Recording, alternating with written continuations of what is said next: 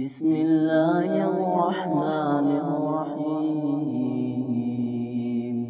الحمد لله الذي أنزل على عبده الكتاب ولم يجعل له عوجا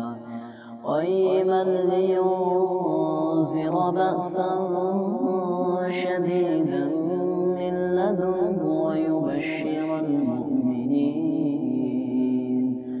ويبشر المؤمنين الذين يعملون الصالحات أن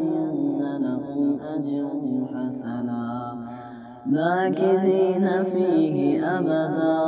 وينذر الذين قالوا اتخذ الله ولدا ما لهم به من علم ولا لآبائهم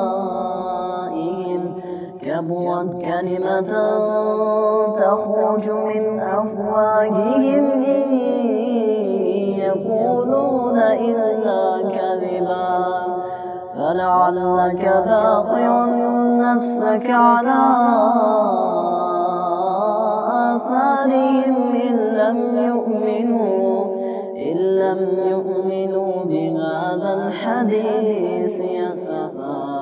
إنا جعلنا ما على الأرض زينة لها لنبلوهم أيهم أحسن عملا وإنا لجاعلون ما عليها صعيدا جرزا أم حسبت أن أصحاب الكهف والرقيم كانوا من آياتنا عجبا إذ أوى الفتية إلى الكهف فقالوا ربنا آتنا من لدنك رحمة وهيئ لنا من أمرنا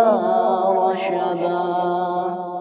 صدق الله العظيم.